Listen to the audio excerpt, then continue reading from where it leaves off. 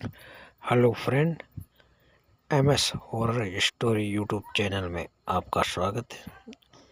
आज मैं आपको परवीन और रेखा की कहानी सुनाने जा रहा हूँ। परवीन और रेखा रेखा अपनी बहन की शादी में जा रहे थे। वो बहुत लेट हो चुके थे, तकरीबन शाम के 9 बज गई। परवीन ने कहा कि हम सुबह चले जाएंगे और रेखा जिद करने लगी कि नहीं, मेरी बहन की शादी है और आज मेहंदी की रस्म है, इसीलिए हमें अभी चलना होगा।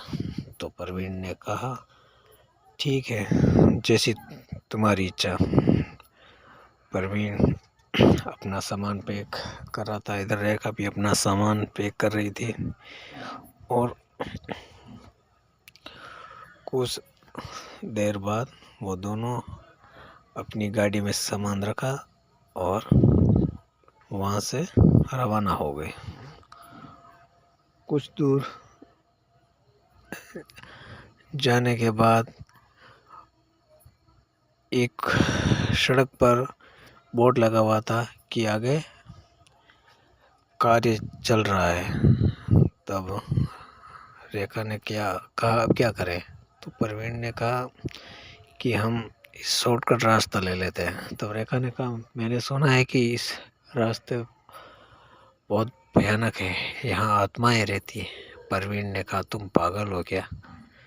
कहाँ आत्मा के चक्कर में बैठी हूँ? तुम्हें चलना है अपनी बहन की शादी में कि नहीं? तो रेखा ने कहा, जैसी तुम्हारी इच्छा, चलो। रेखा और परवीन दोनों उसी कच्चे रास्ते से जा रहे थे। कुछ दूर जाने के बाद एक फिर वोट आया, वहाँ लिखा था आगे जाना मना है। तब रेखा ने फिर कहा परवीन को कि परवीन, हम वापस चले जाएं। अगर तब परवीन ने कहा, वो रास्ता तो बंद है और अगले हाईवे बहुत दूर पड़ती है, वहाँ जाने पर हमें सुबह हो जाएगी, इसलिए हम यहाँ से चलते हैं। रेखा ने कहा, कोई बात नहीं, मुझे बहुत डर लग रहा है। परवीन ने कहा, मैं तुम्हारे साथ हूँ ना, तुम्हें किस बात का डर है? रेखा ने कहा, ठीक है।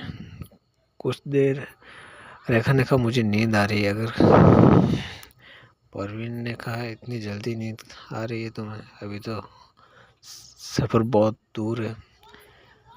तो कहा, कहीं चाय वाय का ढाबा नज़र आ जाए तो चाय पी ले। परवीन ने कहा, तुम ही तो कह रही थी वो सुनसान है और तुम ही कह रही हो अब कहीं चाय वाय का ढाबा आ जाए तो हम चाय पी लें। तो रेखा ने कहा, मैं यहाँ कब आ चुकी हूँ, मैंने तो सोचा कहीं होगा।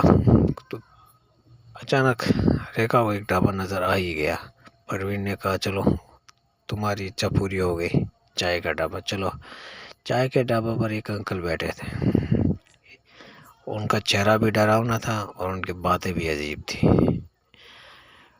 परवीन ने जाकर ढाबे के पास अपनी गाड़ी रोकी और दोनों उतरकर अंकल को बोला कि अंकल, हमें चाय पिला दो।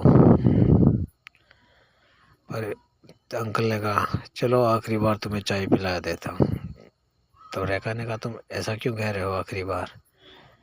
तब अंकल ने कहा कि तुम यहाँ कहाँ बार बार आने वाले हो चाय पीने के लिए? तब परवीन ने कहा, चलो तुम जाने दो, हमें तो चाय पीनी है ना। अंकल ने उन्हें चाय दी। रेखा को उस अंकल के पैर उल्टे नजर आए। परवीन से कहा कि देखो, इसके पैर उल्टे हैं।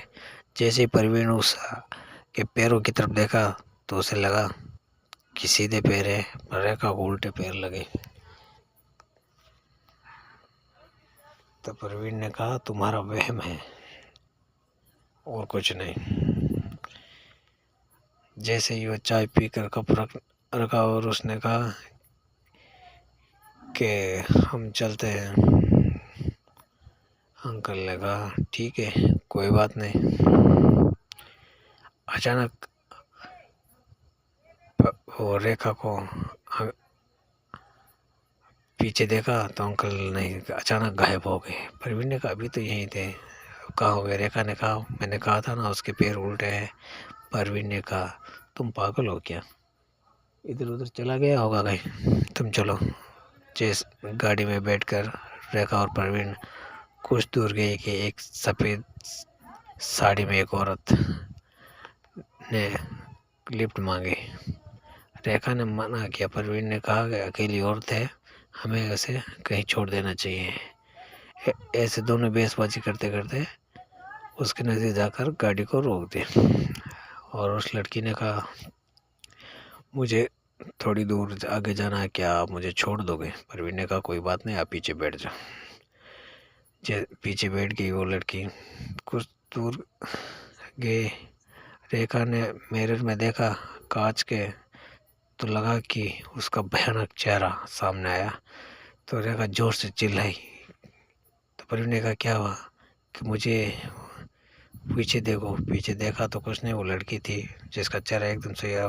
रेखा ने भी देखा तो चेहरा एकदम सही था, पर मिरर में देखती तो उसका भयानक चेहरा नज़र आया था। कुछ देर जाने के बाद अचानक वो लड़की गायब हो गई। रेखा ने पीछे देखा तो कुछ नहीं था। रेखा ने प्रवीण को कहा तो प्रवीण ने गाड़ी रोकी और देखा वहाँ लड़की गायब थी। तो प्रवीण को भी लगा कि कुछ तो गड़बड़ है यहाँ। कुछ दूर आगे गए तो वही लड़की सामने खड़ी थी सफ़ेद साड़ी में, और अचानक आंधी आने तूफान आने लगा। प्रवीण ने कहा ये वही लड़की है जो हमें लिफ्ट मांगी, पर हमसे आगे कैसे आ गई? तब रेखा ने कहा ये कोई लड़की नहीं है, ये एक आत्मा है। तब प्रवीण ने कहा अब क्या करें? तो रेखा के पास अपने पर्स में एक लॉकेट था ओम नाम का, वो बाहर निकाला और कहा प्रवीण को तुम चलो। जैसे ही वो नज़दीक गए वो अचानक औरत गायब हो गई। प्रवीण ने कहा क्या? कहा अब हमारे वो पीछे नहीं आएगी। रेखा ने कहा हाँ, क्योंकि ये मेरे गुरुजी ने दिया था मेरे को लॉकेट, अब वो हमारे नज़दीक नहीं आएगी। और वो दोनों प्रवीण और रेखा अपनी बहन की शादी